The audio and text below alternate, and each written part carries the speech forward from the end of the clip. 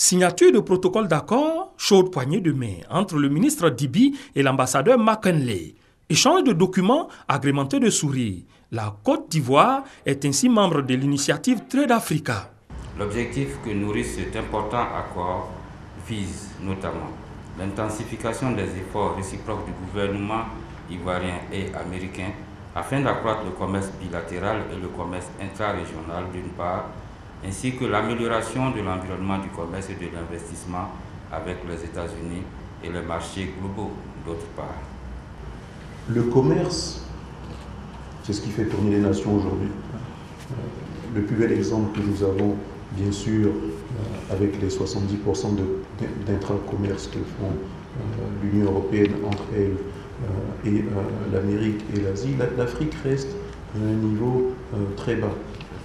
Donc je pense que Trade Africa apporte une réponse justement pour pallier à ce manquement. En plus, l'initiative Trade Africa va permettre aux pays bénéficiaires d'enregistrer une forte croissance inclusive couronnée d'un accroissement de l'emploi.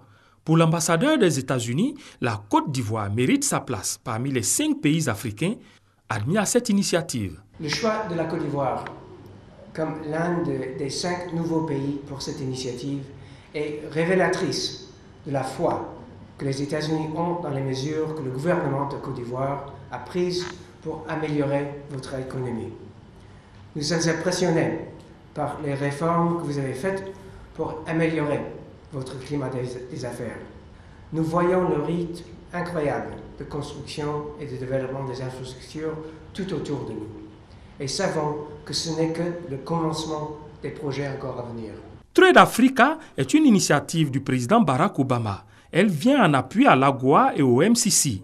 Les 5 pays africains retenus par cette initiative sont le Ghana, le Kenya, le Sénégal, le Mozambique et la Côte d'Ivoire.